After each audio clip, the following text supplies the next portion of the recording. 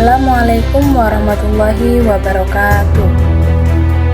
Di video ini, kita akan membahas salah satu aspek penting dalam dunia pendidikan yang seringkali luput dari perhatian, yaitu manajemen sarana dan prasarana. Mungkin kita sering mendengar istilah ini, namun apa sebenarnya makna dan fungsinya dalam proses pembelajaran? Nah, jadi mari kita bahas secara mendalam dan menyeluruh, dimulai dari pengertian dan tujuan sarana prasarana, prinsip-prinsip sarana prasarana, fungsi utama dan proses manajemen, serta tantangan dan solusi. Perhatikan baik-baik penjelasan berikut ini, karena pemahaman yang tepat mengenai sarana dan prasarana akan membantu kita menciptakan lingkungan belajar yang optimal dan berdampak positif bagi para siswa di lingkungan pendidikan.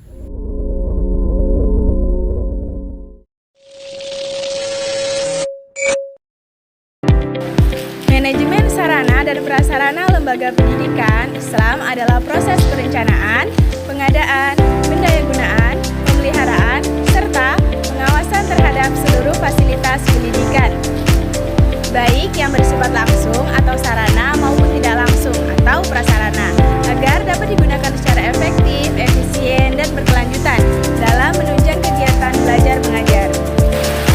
Adapun tujuan dari manajemen sarana dan prasarana dalam lembaga pendidikan Islam adalah untuk yang pertama, menciptakan lingkungan belajar yang kondusif, menyediakan fasilitas yang nyaman, bersih, dan mendukung suasana religius. Yang kedua, meningkatkan efektivitas dan efisiensi pembelajaran, memastikan penggunaan sarana dilakukan secara optimal tanpa pemborosan. Yang ketiga, menjamin keberlanjutan fasilitas pendidikan melalui pemeliharaan dan pengawasan yang rutin agar sarana prasarana tahan lama dan tetap berfungsi baik. Yang keempat, meningkatkan mutu dan citra lembaga pendidikan Islam. Pengelolaan profesional akan menumbuhkan kepercayaan masyarakat terhadap lembaga. Yang kelima, mengintegrasikan nilai-nilai Islam, menumbuhkan tanggung jawab, disiplin, dan kepedulian siswa terhadap fasilitas umum sebagai bagian dari pendidikan karakter. Yang terakhir atau yang keenam, mendukung pencapaian tujuan pendidikan Islam secara menyeluruh, yakni membentuk peserta didik yang berilmu, berakhlak mulia, dan berdaya saing.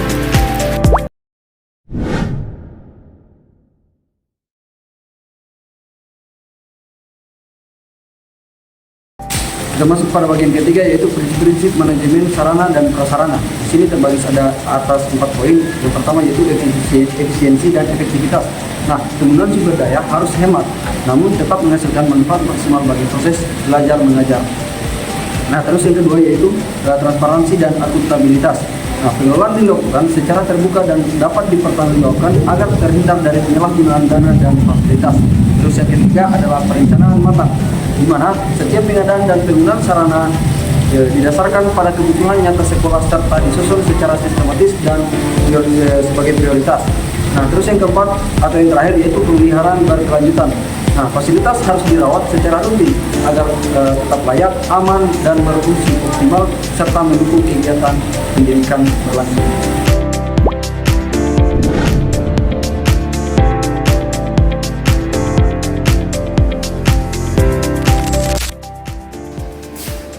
Baik, materi selanjutnya fungsi utama. Yang pertama, menyediakan fasilitas belajar yang nyaman. Sarana prasarana membantu menciptakan lingkungan belajar yang nyaman sehingga siswa bisa belajar dengan fokus. Yang kedua, mendukung kegiatan administrasi dan pembelajaran. Fasilitas sekolah juga diperlukan untuk kelancaran administrasi, misalnya ruang tata usaha, ruang guru, dan komputer. Yang ketiga, meningkatkan mutu pendidikan. Sarana yang lengkap dan layak akan mendukung pembelajaran menjadi lebih efektif sehingga kualitas pendidikan meningkat. Selanjutnya yaitu proses manajemen. Proses manajemen sarana prasarana dilakukan secara bertahap dan teratur, dimulai dari perencanaan, yaitu menentukan dulu apa saja yang dibutuhkan sekolah. Setelah itu dilakukan pengadaan, yaitu membeli atau mendapatkan barang yang diperlukan. Kemudian barang-barang tersebut dicatat dalam inventarisasi agar sekolah tahu jumlah dan kondisinya. Setelah tercatat, barang tersebut digunakan sesuai keperluannya untuk pembelajaran atau administrasi. Selanjutnya dilakukan pemeliharaan, yaitu merawat barang agar tetap awet, misalnya membersihkan, memperbaiki jika rusak, atau menyimpannya dengan benar. Jika barang sudah tidak bisa digunakan lagi, maka dilakukan penghapusan, yaitu mengeluarkan barang tersebut dari daftar inventaris karena memang sudah tidak layak pakai.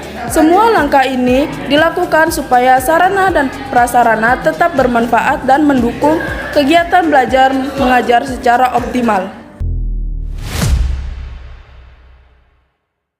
Tidak boleh ada sekolah yang atapnya runtuh. Tidak boleh ada sekolah yang tidak ada WC untuk anak-anaknya.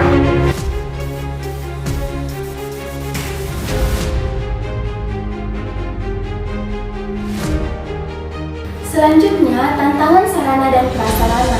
Yang pertama yaitu keterbatasan dana menjadi kondisi utama bagi lembaga pendidikan Islam dalam pengadaan serta pemeliharaan sarana dan prasarana yang layak. Yang kedua yaitu kurangnya fasilitas berbasis teknologi seperti komputer dan jaringan internet membuat proses pembelajaran kurang optimal di era digital. Yang ketiga, pengelolaan yang belum terencana dengan baik karena masih bersifat reaktif, baru bertindak saat terjadi kerusakan tanpa perencanaan jangka panjang. Yang keempat yaitu pendataan dan inventarisasi yang belum tertata menyebabkan sulitnya memantau kondisi penggunaan dan penghapusan sarpras. Dan yang kelima yaitu keterbatasan kompetensi sumber daya manusia, terutama dalam hal kemampuan manajerial dan pemanfaatan teknologi dalam pengelolaan sarpras. Adapun solusi sarana dan prasarana, yang pertama menyusun perencanaan sarpras secara sistematis dan terjadwal agar kebutuhan fasilitas dapat terpenuhi tepat waktu dan sesuai prioritas. Yang kedua yaitu pengembangan sumber daya pendanaan alternatif, misalnya melalui bantuan pemerintah, kerjasama masyarakat, sumbangan alumni, atau penggalangan dana internal. Yang ketiga, meningkatkan kemampuan sumber daya manusia melalui pelatihan tentang manajemen fasilitas, pemeliharaan, dan penggunaan teknologi pendukung. Yang keempat, yaitu menerapkan sistem inventarisasi digital untuk pengawasan rutin untuk memastikan sarpras tercatat dan terkontrol dengan baik.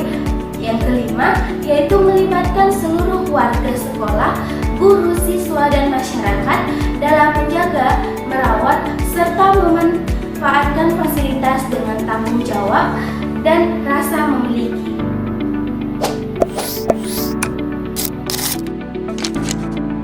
Jadi kesimpulannya adalah manajemen sarana dan prasarana pendidikan Islam memiliki peran penting dalam menciptakan lingkungan belajar yang efektif, efisien, dan sesuai dengan nilai-nilai Islam.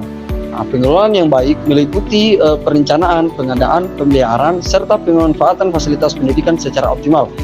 Dengan menerapkan prinsip efisiensi, transparansi, dan pemeliharaan berkelanjutan, lembaga pendidikan Islam dapat meningkatkan mutu pembelajaran meskipun terdapat tantangan seperti keterbatasan dana dan kurangnya kesadaran pengelola.